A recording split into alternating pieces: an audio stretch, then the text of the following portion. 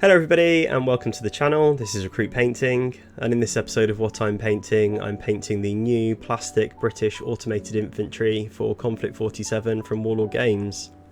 The Warlord Games very kindly sent me a couple sprues early this month, a sprue of the Mk1s which we have here and a sprue of the Mk2s, and you may recall I did a little sprue review video earlier this month. I'll put a link in the description for you to go back and watch it if you'd like.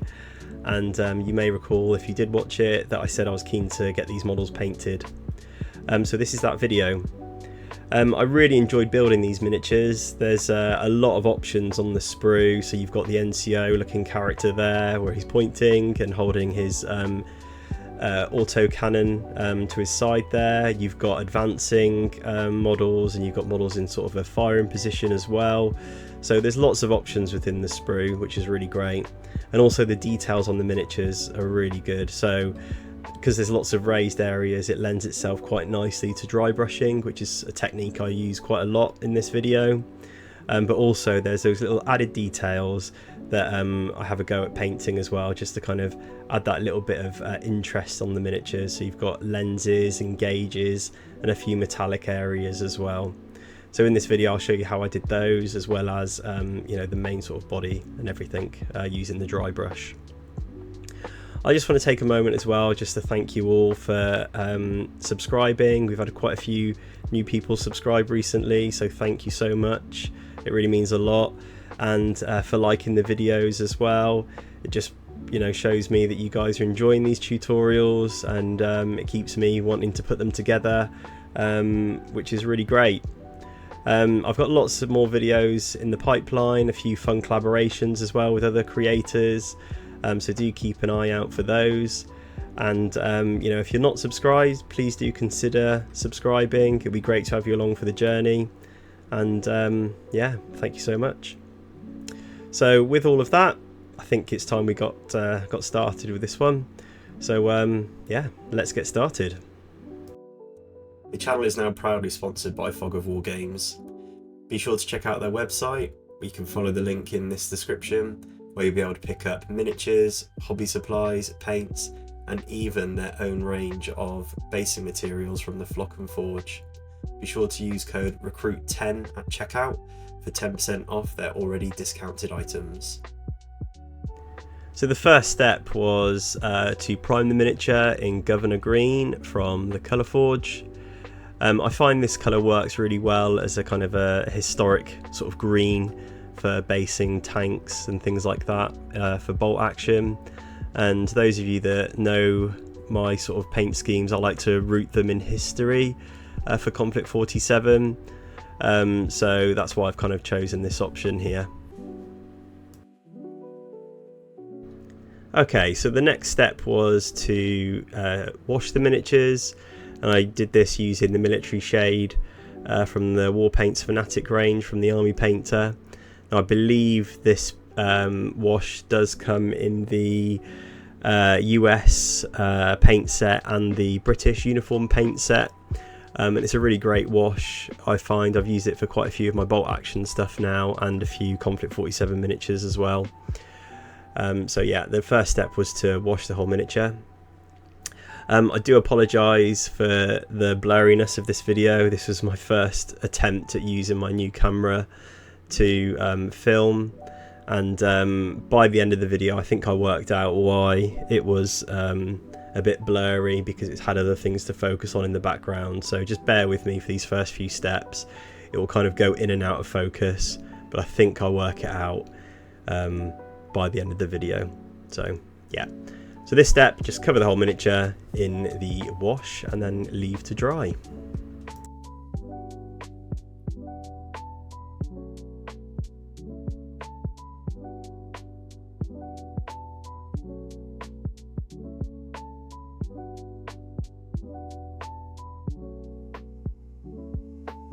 Okay, so the next step was to dry brush, and for this I used the medium drab from the Army Painter, and this comes in the US paint set. Yeah, so dry brush that all over the miniature, all of those areas that I wanted to be green, receive the dry brush. But obviously at this stage it didn't really matter if I went over any of the other details, because anything that wasn't going to be green was going to be painted over anyway. So whole miniature, started from the top, just all over, just a dry brush, and there's all those areas that I could get to. I didn't worry too much about the areas I couldn't get to, just because it didn't really make much difference, to be perfectly honest, because the shade had done a good job as well. And also it's good to have those sort of areas that would be shaded to look a bit darker, so they didn't necessarily need the dry brush.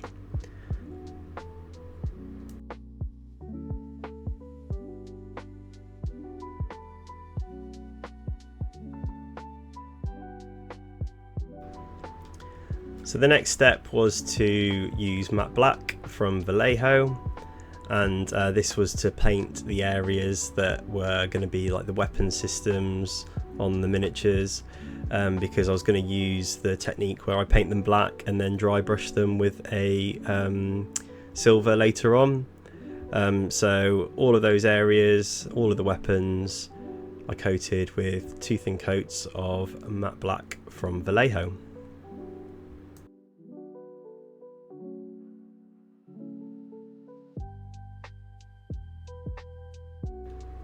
Okay, so whilst that was drying, I went back to one of the earlier miniatures that I painted where the weapons were dry, and then went in with white from Vallejo in the dial area.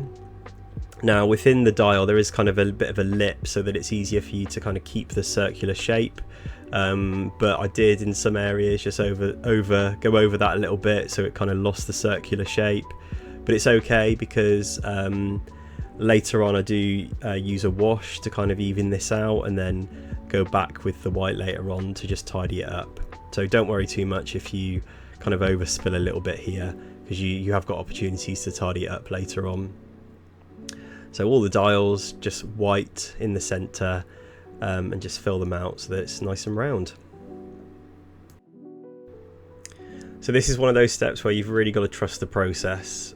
So now I've gone in with black tone from the Army Painter. Again, this is in the historical range in the US and British kit, I believe. And I use this without thinning it to fill in the dial area. And what happens is the lip that's around the edge, it fills in that area, so it appears rounder. And you know, it does add a bit of colour to the white as well, but then we're going to go back in and tidy this up with a little bit of white, just to kind of give it that sort of highlighted area within the middle. So you've just got to trust the process with this one. So here we are now going in with the white, so just around the centre, just kind of picking out just little dots, little areas within the middle, just to give it that sort of subtle tonal difference. Just really makes it stand out. Okay, so the next step is to paint the areas that we want red, and here I use flag red, which is a colour match to the pure red from the Army Painter as well. So what I did here is on the eye lens and the dials within the gauge, I just gave those a nice thin coat of that red, and just being really careful because these are quite small areas. The eyes in particular are a little bit tricky, but if you're steady you can pick those out quite nicely, and then also the dial as well.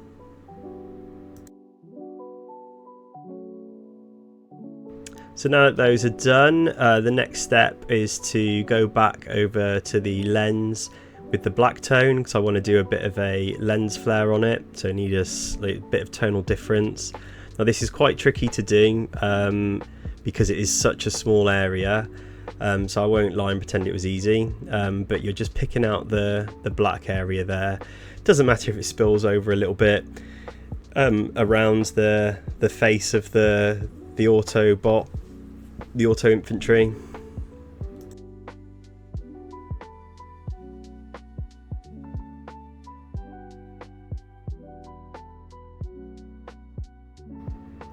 Okay, so the next step is to go back to the red flag colour, And what we're going to do here is add a little crescent shape either in the bottom left or bottom right of the eye lens here, and just gives that little impression of a reflection within the lens.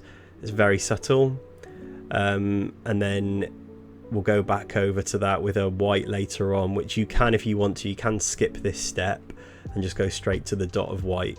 But if you want to add a little bit of tonal difference in the lens just to really sell that impression of lens flare, you can also do this.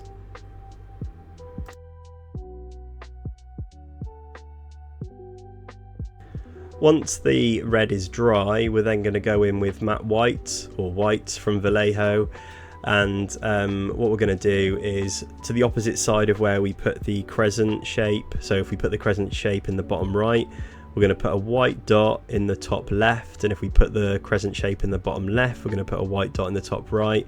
And what this does is really sell that impression of it being a lens flare. So just make sure you've got a nice tip on the end of your brush, and just be very careful as you do this. Just make sure you don't overspill it.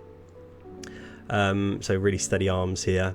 If you didn't do the crescent, just put it up in the top, top left or top right, and it'll still give you that impression of lens flare.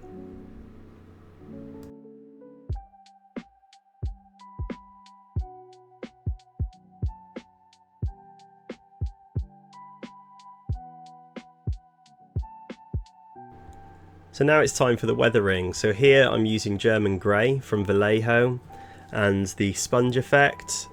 So here I've got a bit of sponge from some packing foam, and put it in one of the old covers from one of my old brushes.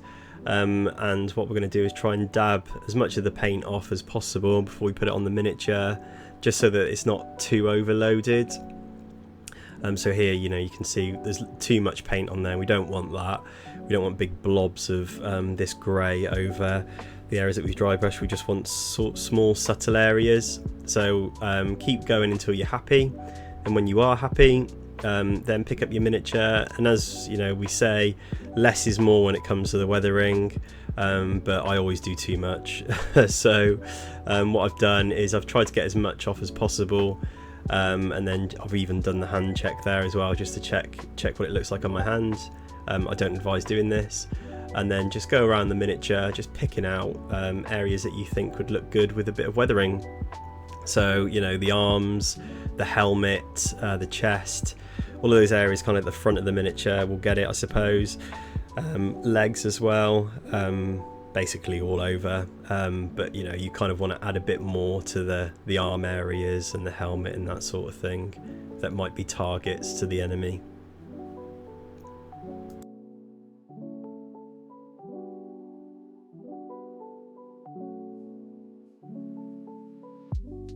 So now that most of the miniature's painted, we're now ready to pick out some of the areas that we're going to use metallic paints on. So here I'm using steel. Again, this paint came from the US Army paint set, and I believe it's in the British one as well. And what we're going to do is pick out all of the areas that we want to be metallic. So there's that sort of grille at the front there. There's some sort of dials as well, sort of at the front, and then there's some piping at the back, which I decided that I wanted to paint in the steel. So all of those areas got 2 thin coats of steel from the army painter.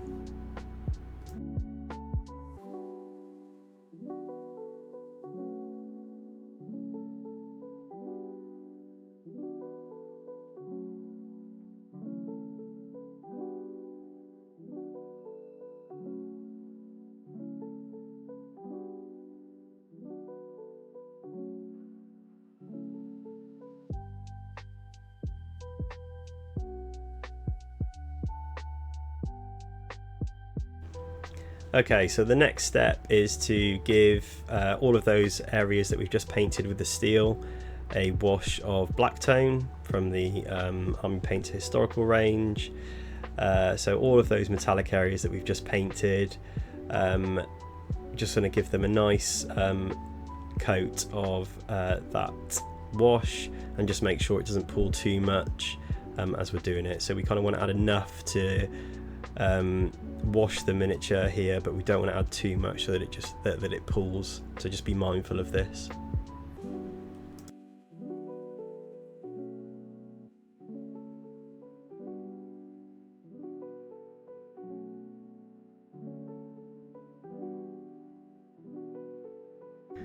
Okay, so once the wash is dry, this step is purely optional. Here I just picked out some of the raised areas of the metallics, just to bring back that kind of contrast in the lighter areas and darker areas. So just grabbed the steel again and just picked out some of the raised areas.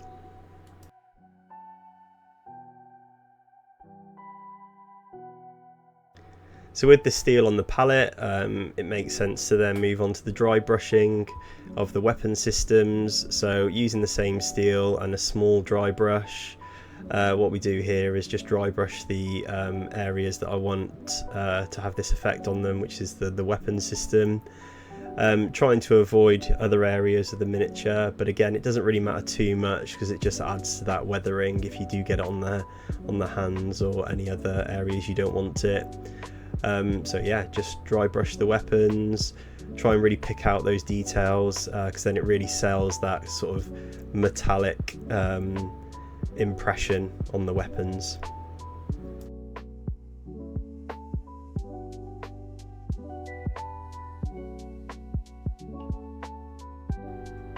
For the HMG loadouts, the bayonets on them are going to get a coat, well, 2 coats of steel from the army painter.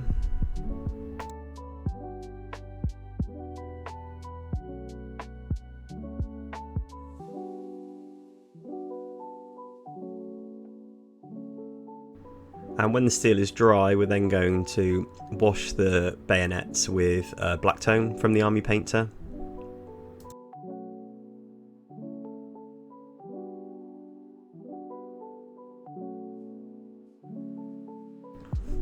Whilst the wash is drying, I'm then going to use German grey here for the base. The plan for the base is to make it look like a sort of destroyed concrete area, so this will work as a great base tone for that.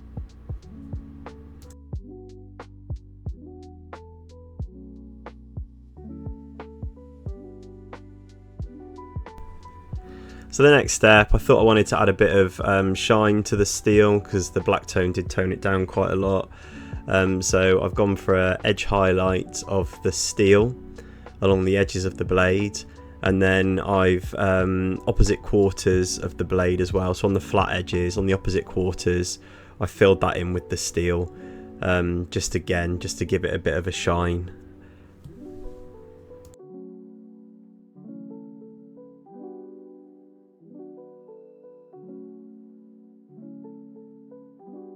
So with the blades highlighted now, we're now going to move back to the base, and here I'm using Dawnstone from Citadel, and the idea here is we're just going to stipple the Dawnstone on the concrete just to give it a bit of difference in colour. So just stippling it in certain areas, trying to be random. Sorry, again, it's a bit blurry. Don't want to add too much paint to it. Just spread it around using a small stipple brush here, or dry brush, or sponge I suppose, just to add a bit of tonal difference to the concrete.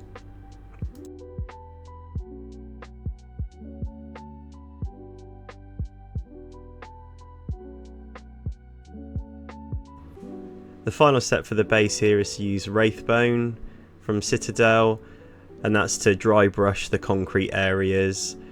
Once you do this, it kind of blends the base together and does give that impression of a destroyed sort of concrete area.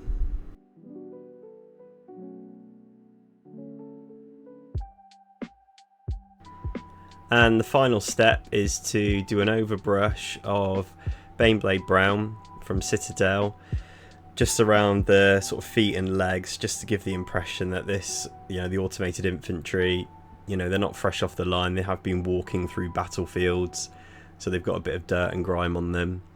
Normally I would dry brush this, but because the areas are so raised, when I did try the dry brush I was only hitting those raised areas. So Here I've gone for an overbrush just to get into the nooks and crannies and make sure that you know, I do hit all of the areas so it does look like there's a bit of dirt and grime on there. You could also water the paint down and give that sort of dusty feel to it, but I wanted to try something different, so I just thought I'd see what an overbrush looks like, and I was quite pleased with how it turned out. And this is the final result. I'm really pleased with how these turned out. The whole process from start to finish has just been a joy. You know, the options on the sprue allowed, you know, me to be able to think about what my basin was going to look like and then how I could pose them. So I really wanted that look of them marching through a destroyed city. So, you know, creating the rubble pieces with the cork there, and being able to pose the legs so that they were marching or taking up a firing position was a really great opportunity with these sprues. So really happy with this whole hobby project, to be perfectly honest. Thank you, Warlord, again for sending them out to me. It's been a pleasure as always, and thank you guys for tuning in and watching. If you've made it this far, thank you so much, and you know, if you're not subscribed, do please consider subscribing. It really means a lot, and do like and share this video if you've enjoyed it or found it useful at all. And comment down below, are you planning on picking up some automated infantry? Because I'm certainly thinking about picking up some more, and perhaps starting a British Army in the future. So, as always guys, thank you so much, and I'll see you in the next one.